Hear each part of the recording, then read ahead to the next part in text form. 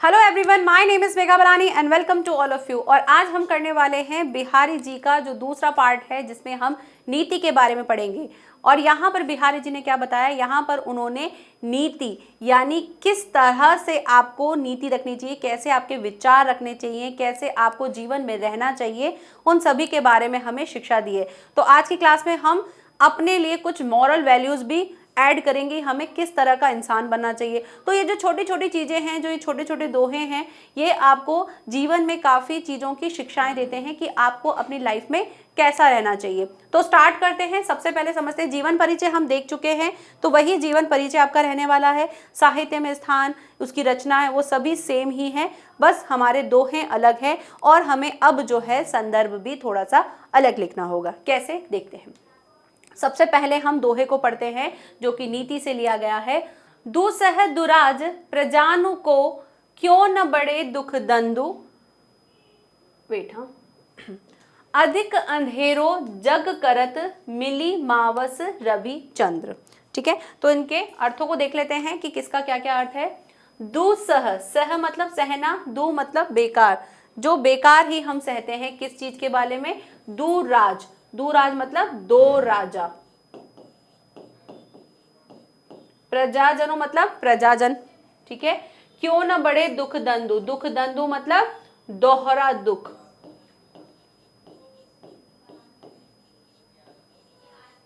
ठीक है, अधिक अंधेरो जग करत, अधिक अंधेरा हो जाता है जग में। मिली मावस, मावस मतलब यहां पर क्या है, अमावस। और रवि चंद्र तो मतलब पता है, ये रवि मीन्स सूर्य और चंद्र मीन्स चंद्रमा। ठीक है, तो क्या कहते हैं, यहां पर कह रहे हैं कि जिस राज्य में दो राजा हो वहां पर सहना प्रजाजन के लिए बहुत मुश्किल हो जाता है।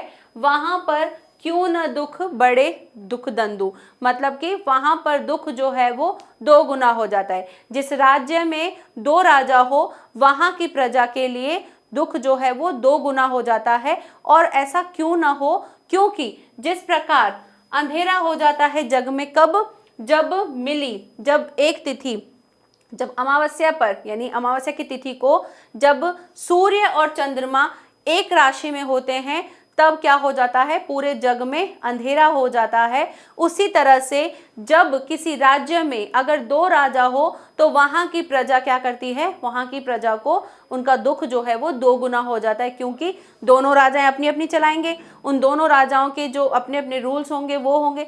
तो एक प्रजाजन जो होती है, वहां के जो लोग होते हैं, वो समझ नहीं पाते हैं हमें क्या करना चाहिए और क्या नहीं करना चाहिए। तो इस वजह से वो वहां के लोग जो हैं वो परेशान हो जाते हैं। तो ये चीज़ से हमें क्या समझा रहे हैं, यहाँ से हमें ये चीज़ सीखने को मिल रही है कि जब एक व्यक्ति को दो लोग गाइड करते हैं तो वो फोकस नहीं हो पाता है कि किसको माने। तो यही चीज़ हमको यहाँ बताई है। तो देखो, प्रस्तुत दोहा, यहाँ पर संदर्भ सेम आपको पहले जैसा ही लिखना है, बस चेंज कहाँ करना है वो देखिए। प्रस्तुत दोहा पाठ्य पुस्तक हिंदी के काव्य खंड में संकलित रीतिकाल के प्रसिद्ध कवि बिहारी द्वारा रचित बिहारी सतसई के नीति शीर्षक से, इससे पहले हम भक्ति लिखते थे, अब हमें नीति शीर्षक लिखना है, नीति शीर्षक से अवतरित है। ठीक है, प्रसंग देखते हैं। बिहारी का यह नीति संबंधी दोहा है और इसमें उन्होंने क्या बताया है, उनका मत है कि राजाओं के राज्य में प्रजा का कष्ट बहुत अधिक बढ़ जाता है। कब बढ़ जाता है उसके बारे में देखिए। दो राजाओं के असह्य राज्य में प्रजाजनों का दोहरा दुख क्यों न बढ़ेगा, अर्थात अवश्य बढ़ेगा, अवस्थ नहीं होगा, यहाँ पे अवश्य लिख देना। ठीक है, अवश्य बढ़ेगा, क्योंकि अमावस्या की तिथि को सूर्य और चंद्रमा एक ही राशि पर मिलकर संसार में क्या कर देते हैं, और अधिक अंधेरा कर देते हैं। अमावस्या के दिन आपको दिखेगा कि अंधेरा होता है। तो जिस तरह से ये दो चीजें मिलकर अगर अंधेरा कर देती हैं, उसी तरह से अगर एक राज्य में दो राजा होते हैं तो वहां के प्रजाजनों का भी दुख बढ़ जाता है। नेक्स्ट, अब इसके काव्य सौंदर्य को किस तरह से लिखा जाएगा। पहले लाइन में तो आपको भाव पक्ष में हमेशा आपके उस दोहे से रिलेटेड भाव को लिखना है कि यह बिहारी का नीति संबंधी दोहा है और उनका राजनीतिक ज्ञान भी इससे प्रकट हो रहा है। मतलब वो राजनीति के बारे में भी बता रहे हैं, क्योंकि वो आपने जब हमने उनका जीवन परिचय जब देखा था तो हमने देखा था कि वो राजा जय सिंह के वहाँ पर कवि के रूप में वहाँ पर बैठते थे, तो वहाँ से उनको राजनीति के बारे में भी काफ़ी चीज़ों की जानकारी हो गई। भाषा कौन सी है? भाषा ब्रज है। रस जो है वो यहाँ पर शांत दिखाया जा रहा है। गुण प्रसाद है। अलंकारों में श्लेष और अनुप्रास अलंकार है। और छंद कैसा है? ये दोहा छंद है। ठीक है। नाउ नेक्स्ट क्या है? नेक्स्ट पद है बसे बुराई जासु तन, ताही को सन्मानु, भलो भलो कही छोड़िए, खोटे ग्रह जपु दानु। क्या कहते हैं? बसे बुराई, जिसके तन में क्या होती है? जासु मतलब जिसके तन में बुराई बसी होती है। ताही को सम्मानु, वही उसी का ही सम्मान होता है। जिसके मन में क्या होती है? जिसके मन में बुराई होती है उसी का ही सम्मान होता है। और आगे क्या कहते हैं? भलो भलो कही छोड़िए, भला भला कह के छोड़ देते हैं।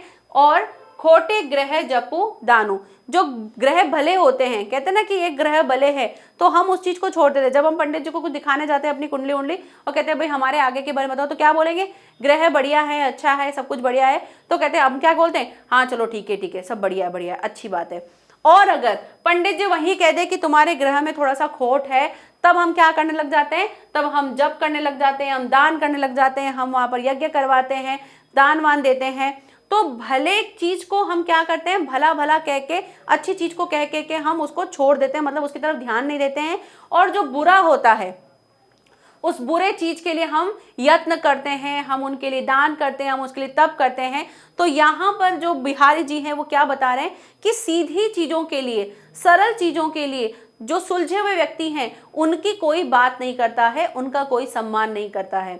और जो टेढ़े लोग होते हैं, आप जब देखोगे कभी कोई किसी की अच्छाई की बात नहीं करता है, आपको हमेशा बुराई की तरफ ही बात अच्छी लगेगी। कोई किसी की बुराई कर रहा है, आप उसको सुनोगे, आपको मजे आएंगे, अरे हाँ। अगर कोई अच्छाई कर रहा होगा, हैं क्या इसकी तो हमेशा ही तारीफ करते रहते हैं, ये मन में हमें आ जाता है। तो यहाँ पर बिहारी जी यही चीज बता रहे हैं कि इस तरह से हमारे मन में नहीं होना चाहिए। जो अच्छा है उसको अप्रिशिएट करना चाहिए कि नहीं ये अच्छा है, ये बहुत अच्छी चीजें करता है। हम क्या करते हैं? बुरे वाले की तरफ ही फोकस रखते हैं, ये देखो बुरा है, इसने ऐसा काम किया था, इसने ये किया था। तो वो चीजें क्या करने से हो जाता है? उन चीजों करने से जो अच्छा व्यक्ति है उसका कहीं ना कहीं क्या होता है? उसका कहीं ना कहीं अपमान होता है, क्योंकि उसके बारे में कोई बात ही नहीं हो रही होती। जो भी बात हो रही होती किसके बारे में होती है? बुरी चीजों के बारे में बात हो रही होती। तो इसलिए कहा है कि बुराई जो है तन में बसी हुई होती है, तो उसी का ही वहां पर सम्मान, जिसके मन में तन में बुराई बसी होती है उसी का ही सम्मान किया जाता है। ठीक है। अब आगे देखते हैं बिहारी जी ने इस प्रसंग में क्या बताया? दुष्ट व्यक्तियों की स्थिति का चित्रण किया कि दुष्ट व्यक्ति कैसे होते हैं। कवि की उक्ति यह है कि जिसके शरीर में बुराई बसती है, यानी उसी का संसार में सम्मान होता है। जैसे भला ग्रह तो भला कहकर छोड़ दिया जाता है, जिस ग्रहों की बोलते हैं ये ग्रह भला है, बढ़िया है, तो उस पर हम ध्यान ही नहीं देते हैं। किंतु खोटे ग्रह के आने पर हम क्या करते हैं? जप दान वान सब चीजें करते हैं। क्लियर? आगे बढ़ते हैं। नर की अरु नल नीर की, गति एक ही करी जोई, जे तो नीचो है चले, ते तो ऊंचो होई। नर यानी कि मनुष्य, और नल नीर यानी कि नल का नीर, मतलब टैप से आने वाला पानी, नल से आने वाला पानी, उन दोनों की गति कैसी कही है? एक जैसी कही है। एक करी जोई यानी कि एक तरह की होती है। जैसे जितो नीचो है चले, जितना नीचे होके चलते हैं, ते तो ऊंचो होई, उतना ही ऊंचा वो बढ़ते चले जाते हैं। मतलब कि जैसे मनुष्य के अंदर अगर विनम्रता होती है तो वो विनम्र होके अपनी ऊंचाइयों को छूता है, यानी कि वो जीवन में आगे बढ़ता है। जो व्यक्ति विनम्र नहीं होगा, अकड़ के चलेगा, दुनिया उसको और पीछे ढकेल देती है। तो विनम्र होके जो व्यक्ति, जिस तरह व्यक्ति जो है वो चलता है, उसी तरह से एक नल का नीर यानी कि टैप का पानी, नल का पानी जो है जितना नीचे पे होता है उसका फ्लो उतना ही ऊंचा होता है ना। अगर आप नल को ऊपर लगा दो तो उसका प्रेशर जो है वो बहुत लो हो जाता है, वो बहुत धीरे धीरे मात्रा में आता है। और वही नल अगर आप नीचे लगवा दो तो आपको उसमें से क्या होता है? उससे पानी बहुत स्पीड के साथ आता है। तो ये दोनों यानी मनुष्य का मन, मनुष्य का जो विनम्रपन है, उसको नल के नीर यानी कि पानी, जो टैप नल का नीर, जो नल का पानी है, उससे उसकी तुलना की गई है। तो जितना ज़्यादा आप किसी चीज में विनम्र होके चलोगे उतना ही आप जीवन में ऊंचे बनोगे, आगे बढ़ोगे। ठीक है।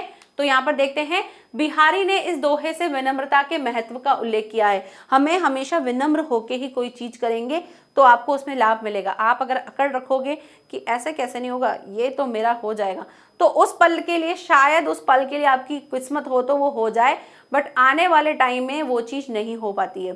तो यहाँ पर भी हमको क्या बताया है, एक नीति बताइए, एक नैतिक बताया है, एक मॉरल वैल्यूज बताइए हमें। तो नर यानी कि मनुष्य तथा नल के पानी की स्थिति एक जैसी समझनी चाहिए। दोनों की स्थिति कैसी है, एक जैसी है, तथा नल का पानी जितना ही नीचे होकर चलता है वो उतना ही ऊंचा बढ़ता है। तात्पर्य क्या है कि मनुष्य जितना ज्यादा नम्र या विनम्र आचरण करता है उतना ही वो श्रेष्ठ होता जाता है। इसी प्रकार नल जितना नीचे चलाया जाता है वो उसका पानी जो है उतना ही ऊपर को उठता है। क्लियर। नेक्स्ट क्या है, बढ़त बढ़त संपत्ति सलीलू, मन सरोज बड़ी जाई, घटत घटत सु न फिरी घटे, बरु समूलु कुम्हिलाई। क्या मतलब, देखते हैं। बढ़त बढ़त संपत्ति सलीलू, संपत्ति सलीलू का अर्थ क्या है, संपत्ति रूपी, सलील मीन्स क्या होता है, जल, और यहां पर मन सरोज, तो मन सरोज मीन्स मन रूपी कमल, सरोज मीन्स क्या होता है, कमल। कुम्हिलाई मतलब होता है मुरझाना। ओके। घटत घटत मतलब कम होते होते, कम होना। अब इस चीज को समझते हैं। तो हमने सारे अर्थ देख लिए, अब इसका व्याख्या देखते हैं किस तरह से करेंगे। क्या बोल रहे हैं, कह रहे हैं बढ़त बढ़त मतलब बढ़ते बढ़ते, किस बारे में, संपत्ति सलील यानी संपत्ति रूपी जल, मन सरोज बड़ी जाए, मन रूपी कमल। क्या कह रहे हैं, कह रहे हैं कि जिस तरह से जल में जो कमल होता है, जब जल बढ़ता है तो कमल की जो नाल होती है, जो कमल की जो डंडी होती है वो भी बढ़ती जाती है, और जैसे ही जल कम हो जाता है तो वो कमल की डंडी जो है वो उसके साथ साथ कम नहीं होती है, वो क्या हो जाती है, टूट जाती है। पानी का फ्लो बढ़ता है तो कमल भी बढ़ जाता है, कमल की जो डंडी होती है वो भी बढ़ जाती है। बट जैसे ही पानी का फ्लो कम हो जाता है, पानी जैसे जैसे कम हो जाता है तो कमल की जो डंडी है वो घटती नहीं है बल्कि टूट जाती है। उसी तरह से इन्होंने मानव के मन की बात की है कि जिस तरह से मानव का जो संपत्ति है, मनुष्य की जो संपत्ति है, जैसे जैसे बढ़ती जाती है हमारी कमल यानी कि हमारी आशाएं जो हैं, हमारी इच्छाएं जो हैं वो भी बढ़ती जाती हैं। बट जैसे ही हमारे मन, जो हमारी संपत्ति है वो जैसे जैसे घटती जाती है तो हमारी इच्छाएं घटती नहीं है, वो वहीं रह जाती हैं। तो ये नॉर्मल भी होता है। अगर हमारे पास पैसा होता है तो हमारे अंदर आ जाता है अरे हमको कार लेनी है, हमको ये चीज़ लेनी है, हमको फ़ोन लेना है। वो कब तक होता है, जब तक हमारे पास पैसा होता है। और अगर पैसा कम हो जाता है तो हम उस चीज़ के आदी हो जाते हैं, हमको वो इच्छाएं चाहिए होती हैं और उन इच्छाओं को हम फिर रोक नहीं पाते हैं, मतलब वो इच्छाएं फिर हम कम नहीं कर पाते हैं। ये हम सभी मनुष्यों का एक ह्यूमन नेचर होता है जो फिक्स है, ऐसा होता है। तो यही चीज़ उन्होंने किससे बताई है, उन्होंने जल और किससे, कमल से इस चीज़ की कंपैरिजन की है। तो क्या कहते हैं कि बढ़त बढ़त संपत्ति सलील यानी संपत्ति रूपी जल जिस तरह से बढ़ता जाता है, मन सरोज बढ़ी जाए, उसी तरह से मन रूपी जो कमल है वो भी बढ़ता जाता है। घटत घटत सु न फिरे घटे, लेकिन जैसे ही वो संपत्ति घटती जाती है तो उस वजह से हमारा जो मन, जो हमारी संपत्ति की जो इच्छाएं हैं कि हमें ये चीज करनी है वो नहीं घटती है। बरु समूल कुम्हिलाई, और इस वजह से क्या हो जाता है, सारी चीजें जो हैं वो कुम्हिलाई यानी कि नष्ट हो जाती हैं, खत्म हो जाती हैं, तो मुरझा जाती हैं, या फिर आप इसे नष्ट भी लिख सकते हो कि सारी चीजें जो है वो नष्ट हो जाती हैं, मतलब फिर व्यक्ति पूरी तरह से नष्ट हो जाता है। क्लियर, ये चीज आपने अच्छे से समझ ली। अब इसकी प्रसंग और व्याख्या देख लेते हैं। यहाँ पर धन का मन पर क्या प्रभाव पड़ता है उसके बारे में बताया है। क्या कहा है, जिस तालाब में कमल होते हैं उस तालाब में जब पानी बढ़ता है तो उसके बढ़त के साथ साथ ही कमल की नाल भी बढ़ती चली जाती है, किंतु जब पानी उतरता है यानी पानी कम होता है तो बढ़ी हुई नाल भी क्या हो जाती है, छोटी नहीं हो पाती है, बल्कि क्या हो जाती है, संपूर्ण नष्ट हो जाती है, यानी टूट के खत्म हो जाती है। यही प्रकृति का नियम है। और इसी से ही हमें क्या समझा रहे हैं कि ऐसे ही जब मनुष्य का संपत्ति रूपी जल बढ़ता है तब उसका मन रूपी कमल भी बढ़ जाता है। अर्थात संपत्ति के बढ़ने पर मनुष्य की जो अभिलाषाएं हैं, जो इच्छाएं हैं, वो बढ़ती जाती है। किंतु जब संपत्ति रूपी जल घटने लगता है तब मनुष्य का रूपी कमल रूपी जो मन रूपी जो कमल है वो क्या होता है, वो नीचे नहीं आता है। अर्थात उसकी अभिलाषाएं नहीं घटती हैं, उनकी इच्छाएं नहीं घटती हैं, भले ही मनुष्य क्या हो जाए, संपूर्ण नष्ट हो जाए। ओके, नाउ नेक्स्ट क्या है, जो चाहत चटक न घटे, मेलो होई न मीत, रज राजसु न छुआई तो नेह चिकने चित्त। क्या कहते हैं, जो चाहत क्या होती है हमारी, कि चटक न घटे, यानी हमारी चमक जो है, जो हमारी उज्जवलता है वो नहीं घटे। मेलो होई न मीत, मीत मतलब है मित्र, अपने मित्र को क्या कहता है कि मेरा जो चित्त है वो ना तो कभी मैला हो और ना ही उसकी चटक यानी उसकी चमक जो है वो कम हो। उसके लिए क्या बोला है, उसके लिए कहा गया है रज राजसु न छुआइए। राजसु मतलब क्या होता है, रजोगुण। अब आप कहोगे रजोगुण क्या होता है, रजोगुण होता है जब कोई व्यक्ति अपने मन में कैसी चीज रखता है, अरे मुझे खाना है, पीना है, एंजॉय करना है, घूमना है, फिरना है, मदिरा पान करना है, ये सारी चीजें जब किसी के मन में आ जाती है, क्रोध होना है, गर्व होना है, मतलब जितनी भी बुरी चीजें हैं उन सभी को हम रजोगुण कहते हैं। तो जिस व्यक्ति के मन में रजोगुण आ जाता है तो वो क्या हो जाता है, वो बिल्कुल इस संसार में खत्म माना जाता है। और उस चीज को अगर आपको छुड़ाना है तो उसके लिए क्या कहा है, उसके लिए कहा गया है कि अगर आपकी चाहत है कि आपकी चमक नहीं घटे, आपका मन जो है मैला नहीं हो, तो उसके लिए आपको क्या करना है, अपने मन को कैसा रखना है, नेह चिकने चीत।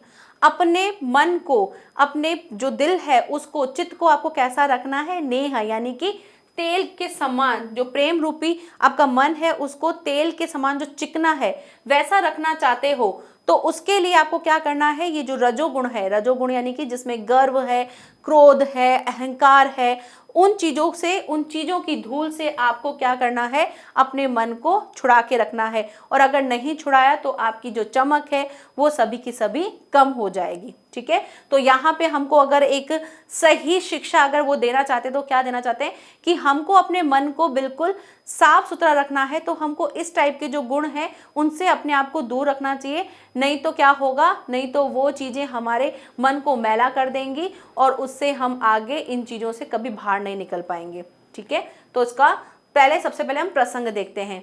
महाकवि बिहारी द्वारा रचित इस दोहे में एक अनुभवी व्यक्ति यानी कि स्वयं खुद जो कवि हैं वो बता रहे हैं, अनुभव किया हुआ उन्होंने, और वो क्या कह रहे हैं कि अपने मन को शुद्ध करने की शिक्षा देते हुए वो क्या कहते हैं, वो कहते हैं, हे मित्र, यदि तुम चाहते हो, मित्र यानी कि हम सभी को वो एक शिक्षा देना चाहते हैं और कहते हैं कि हे मित्र, यदि तुम चाहते हो कि तुम्हारे चित्त की चटक यानी जो उसकी चमक है, जो उसकी उज्जवलता है वो कभी कम ना हो और कभी मलिन यानी कि खराब नहीं हो, मैली नहीं हो, तो प्रेम रूपी तेल से चिकने उस चित्त को, जो आपका प्रेम से पूरा भरा हुआ, जो आपका जैसे तेल चिकना होता है उस तरह से प्रेम रूपी अपने चित्त को जो है अगर आप चिकना रखना चाहते हो तो उसको गर्व, क्रोध आदि की रजोगुणी से स्पर्श मत होने दो, मतलब उसको अपने मन में नहीं आने दो। तात्पर्य क्या है कि जिस प्रकार तेल लगी हुई वस्तु जो होती है, अगर किसी वस्तु पे तेल लगा हो और वो धूल उसको मैला करके क्या कर देती है, क्रांतिहीन बना देती है। यानी अगर आप किसी बर्तन पे या किसी भी चीज पे अगर आप तेल लगा दो और उसको रख दो और जब मिट्टी आएगी तो उस पर क्या हो जाती है, धूल पूरी चिपक जाती है। जब उस पर धूल चिपक जाती है तो आप उसको चीज को क्या करते हो, उस चीज को फिर आपको स्वच्छ करना पड़ता है, उस अपने चित्त को स्वच्छ करना पड़ता है। वो फिर कोई और चीज नहीं कर सकता है, वो फिर वस्तु समझो एक तरह से खराब लगती है हमको।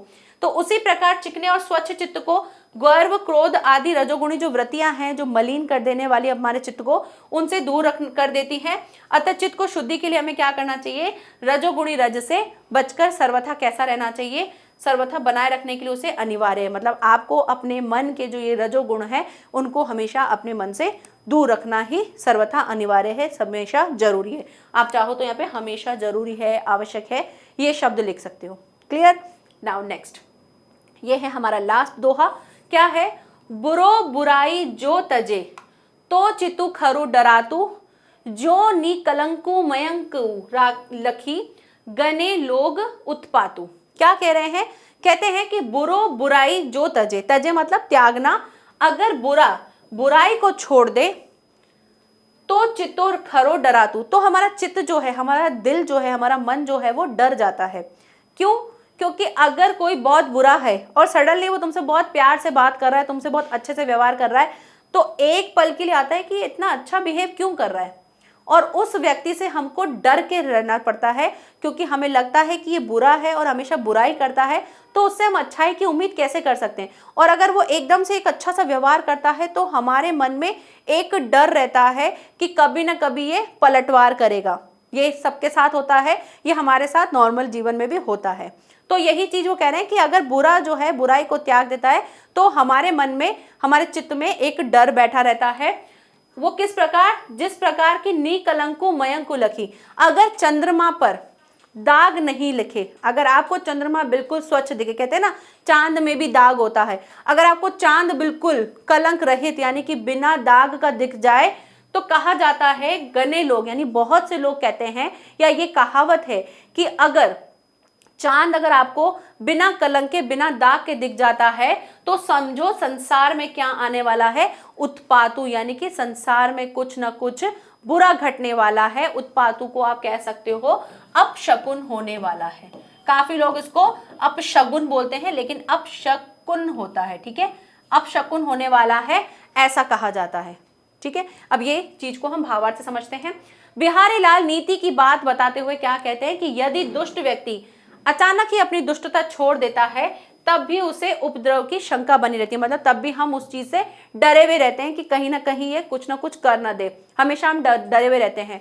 तो उसी तरह से हमें एक चंद्रमा के बारे में उन्होंने उदाहरण देते हुए कहा है, यदि दुष्ट व्यक्ति अचानक ही अपनी बुराई छोड़ दे तो उससे भी लोगों के मन में क्या होती है, शंका होती है, अर्थात उनके चित्त में डर बना रहता है। जैसे निष्कलंक यानी बिना कलंक के, बिना दाग के चंद्रमा को अगर देखा जाए तो कहा जाता है कि अपशकुन होने वाला है। और ऐसा जो है शास्त्रों का कथन है कि चंद्रमा को अगर आप निष्कलंक रूप में देख लें तो ऐसा कहा जाता है कि पृथ्वी पर क्या होने वाला है, उत्पात होने वाला है, यानी कोई ना कोई अपशकुन होने वाला है, ऐसा कहा जाता है। तो यहाँ पर बिहारी जी ने सभी जगह पर हमें नीति के बारे में बताया है कि जैसे यहाँ पर हमें कहा है कि अगर बुरा व्यक्ति है वो बुराई छोड़ दे तो हमारे मन में डर रहता है। हमने राजा के बारे में देखा कि अगर 2 राजा होते हैं किसी राज्य में तो वहाँ की प्रजा को दुख तो होता ही है।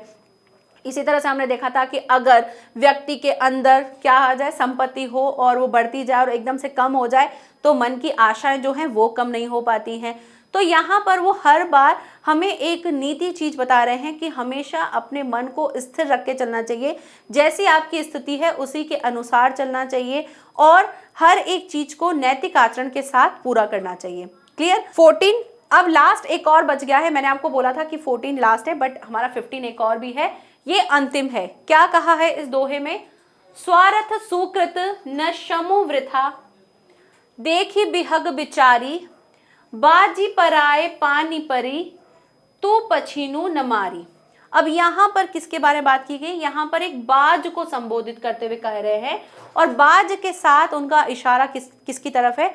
कवि का बाज का इशारा जो है राजा जय सिंह की तरफ है। वो बाज को संबोधित करते राजा जय सिंह के लिए क्या कह रहे हैं कि राजा जय सिंह के लिए इस तरह से कह रहे हैं, पछीनू मतलब कि पक्षियों को मारने, पक्षी मतलब यहाँ पर किससे संबोधित किया जा रहा है?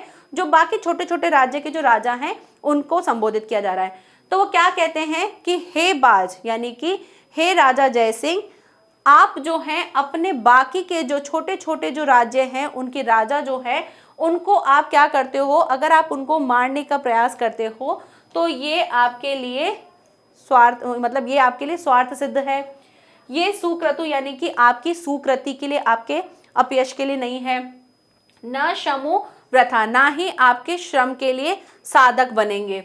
देखी बिहग बिचारी, मतलब विहग यानी पक्षियों को देखकर ये चीज जो है कवि ने किसके लिए कही है? राजा जय सिंह के लिए कही है कि जिस प्रकार से उन्होंने किस तरह से बताया है कि जिस तरह से बाज जो है, बाज पराए पानी परे, बाज जो है दूसरों के हाथों में पड़कर, मतलब दूसरों के साथ मिलकर क्या कर देता है?